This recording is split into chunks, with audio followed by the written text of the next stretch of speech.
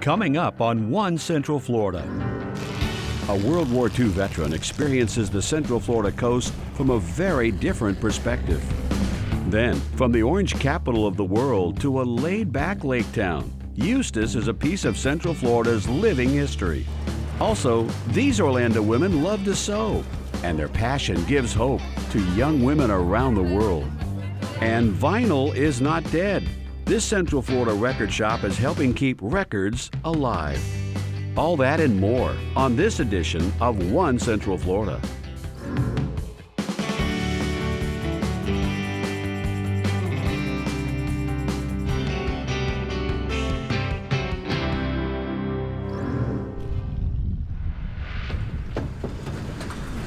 This is a 1941 Waco UPF-7, and they were built in Troy, Ohio, and WACO is an acronym for the Weaver Aircraft Corporation. They were built leading up to World War II. They manufactured over 600 of these. Currently, there's less than 100 flying in the entire world. We're fortunate enough to own two of them, two sister ships. This particular one was built in March. She rolled off the production line March 19th of 1941. Spent the entire World War II training cadets. This was the primary trainer, and then they'd move up to a higher performance trainer, and then off to World War II to go fight for America. Mark Granger is the founder, president, and one of the pilots for Florida Air Tours. We started about 7 years ago right here in the Cocoa Beach area at the Merritt Island Airport. And the beautiful thing about the Waco is it's big enough to take two passengers at a time in the front seat, and of course the pilot's in the rear. So it just makes it ideal for taking people up for sightseeing tours since they can go two at a time. To date, we've taken up almost 11,000 passengers, and there's no better area to go fly in an open cockpit biplane than the Space Coast. There's so much to see. Today's passengers are special. It's an honor flight, donated to war veterans in appreciation of their sacrifices. John Benson is a Marine Corps veteran of World War II and an Army veteran of the Korean War.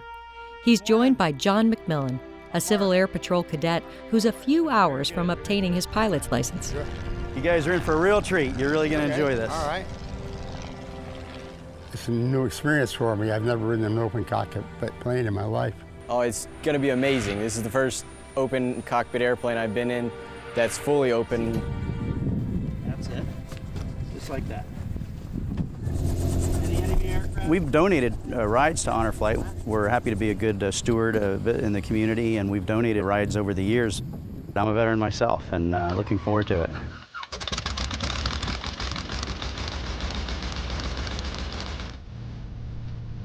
Nose comes up, you can't really see until you bring the tail up.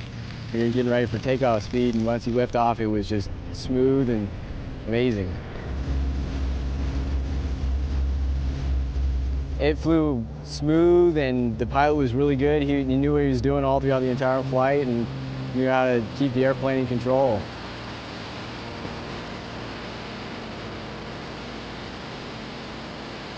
My favorite part was flying over the port.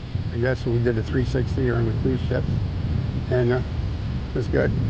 And you see so much from up there that you don't see on the ground, and you fly slow enough and low enough that you can see things. Feel happy up there in the air, just flying around.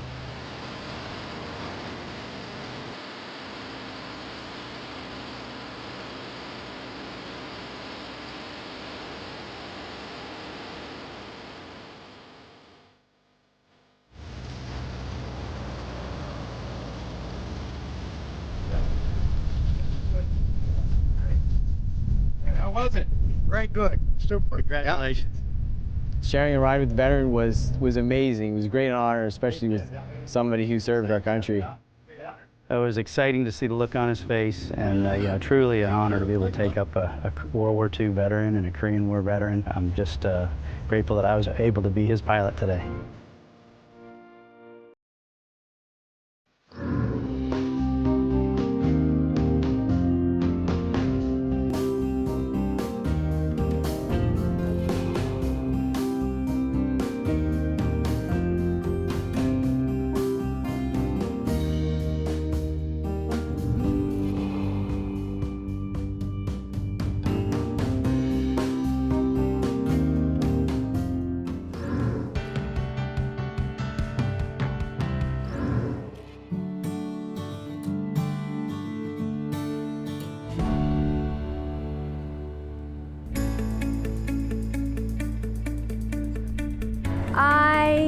love Eustis. I was born here. It has been my heart and soul for many a years.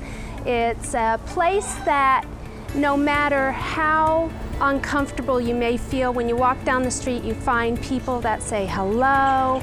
We have a gorgeous lake. It's wonderful. For over 50 years, I have loved living here. The city of Eustis lies in the heart of Lake County. It was founded post-Civil War thanks to the Federal Homestead Act that opened up Florida to settlement.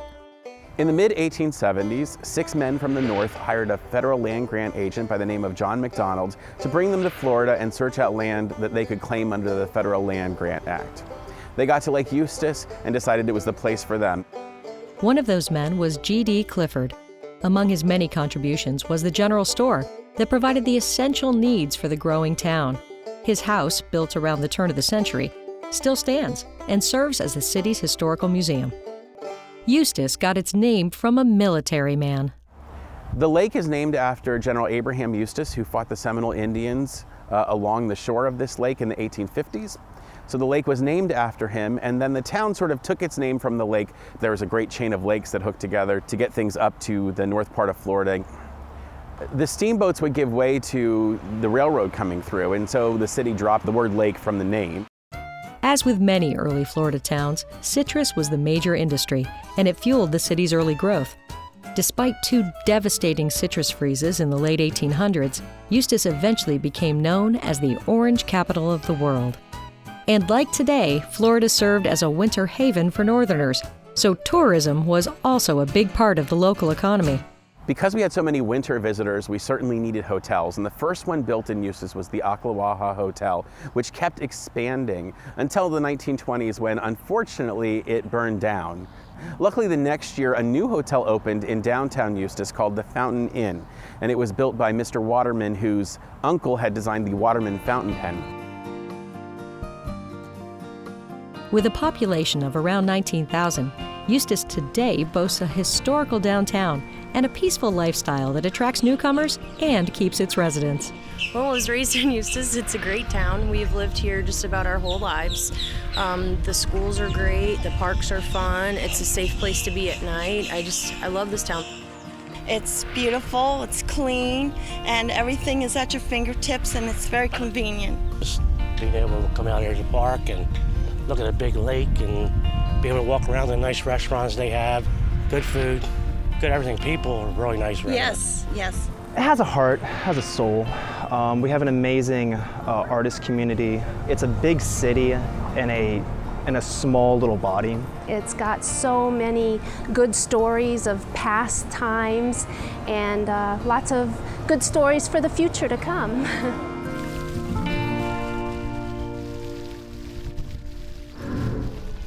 Coming up on One Central Florida. Can a dress make a difference in a young woman's life? These women say yes, and have made 2,000 of them to prove it. Also, cutting a record in Central Florida.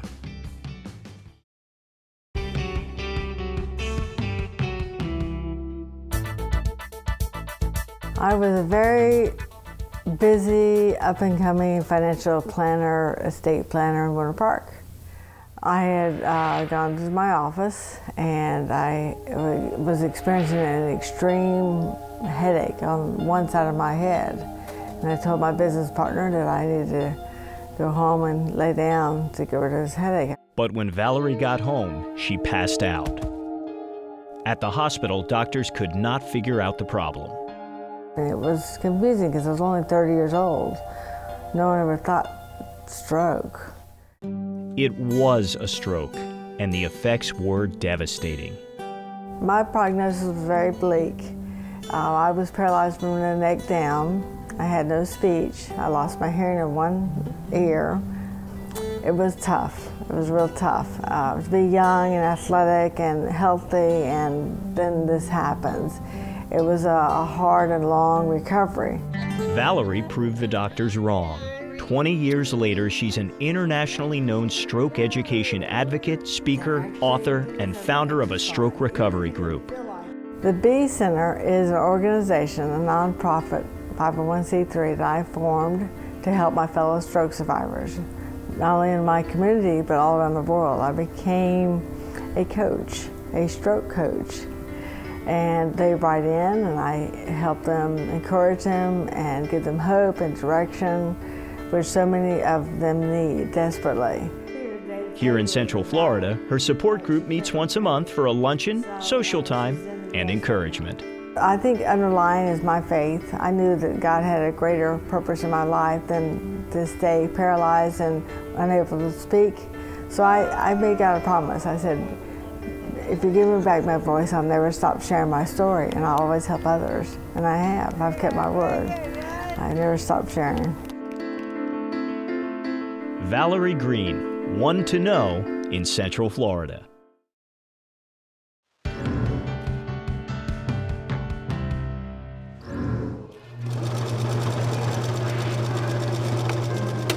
Sewing is a passion for many. For these ladies, it's a passion with a purpose. The mission of this group is to help really poor, disadvantaged, and impoverished girls all over the world by actually giving them a brand new dress, which they have probably never had in their entire lives, whether they're 1 year old or 16 years old. And that brings us to a total of 2,000 dresses that we have distributed since 2013.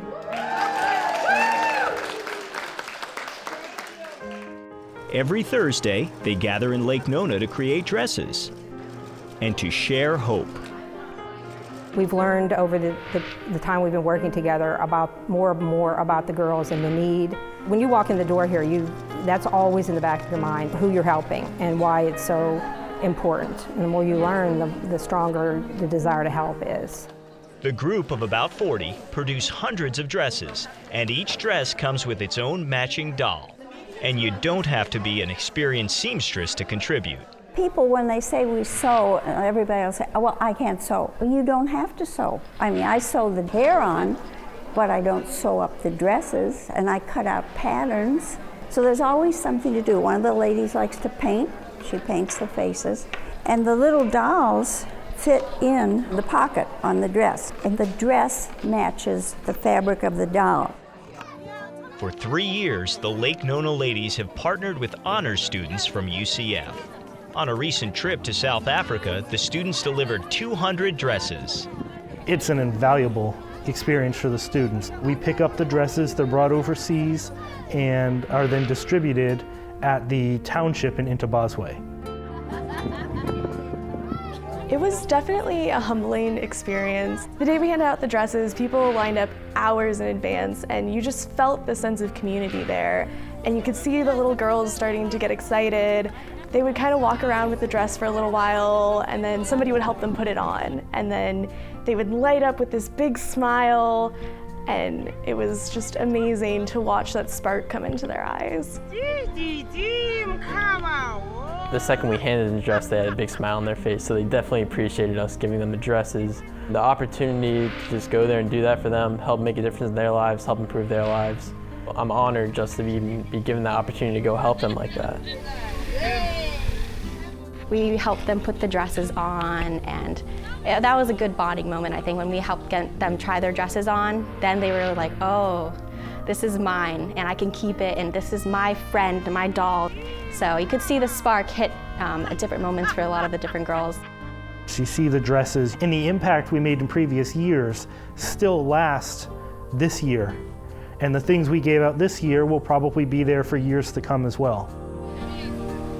Knowing their dresses are touching lives halfway around the world keeps these women stitching. Thursday would not be Thursday without sewing.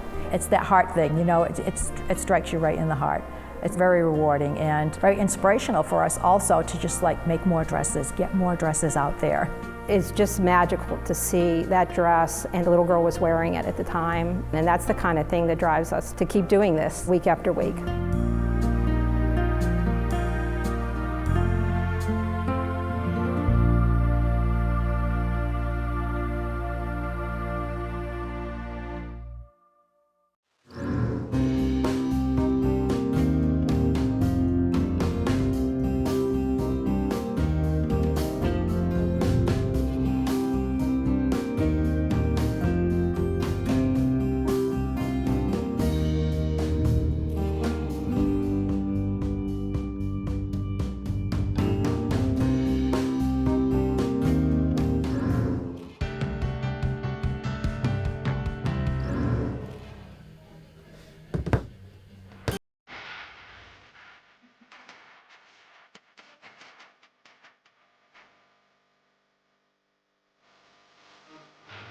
I started collecting records like 20 years ago. I kind of fell into that because CDs were coming out around that time, except I grew up really, really poor.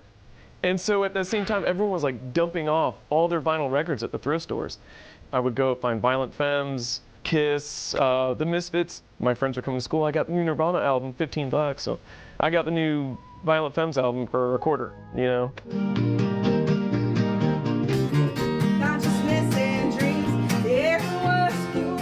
I find it weird that the people who don't love music, who aren't all about it, and you meet those people every once in a while, like, no favorite bands, no, I don't really collect music. For me, that's bizarre. Music is life. Music's a way of expression. The visceral experience of like dealing with customers and meeting people, building relationships, with people like based on music. And I feel like we're doing something. We're in a very small town. Titusville's a tiny town, And I feel like we're doing something to bring a little bit of culture back to this town that's been missing for a while, because there was no other independent music store here. A little more than 10 years ago, all these big box retailers really started making all the smaller stores tank. A lot of people tell you, yeah, music sounds better on vinyl, and it's a more visceral experience over the digital format. When it comes to vinyl records, it's a tangible experience. You have to love vinyl to have it. You have to take care of it. You have to make sure it's standing upright, it's not getting warped, it's not, getting dusty or anything like that. Where CDs, no one cares. Digital's more of like a sterile sound. It's more processed, more clean. Whereas on a record, there's nuances that are hidden in the grooves.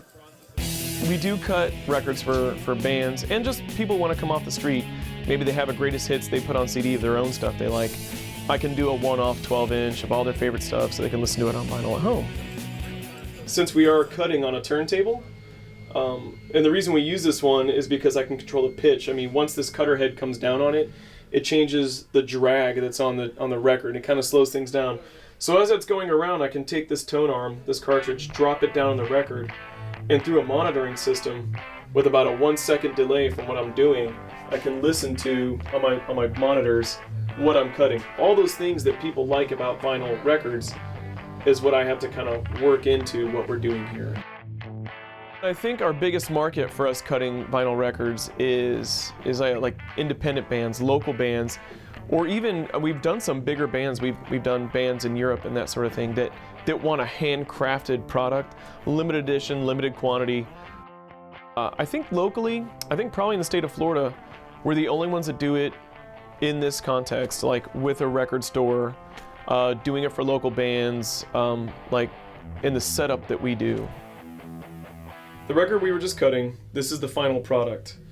So we do a fold-over cover, and he wanted two front sides. Back when we were kids, we would wish on a star.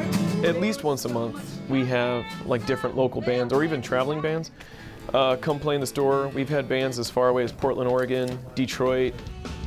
Just being open, more people have started collecting records in this community. And then even the outside community, we get a lot of business from, as far away as Daytona or Orlando. Last week we had some guys from Northern Ireland find us on an app. We have a lot of like really rare nuggets that some of the other stores don't have in really good condition. We go out of our way to find it.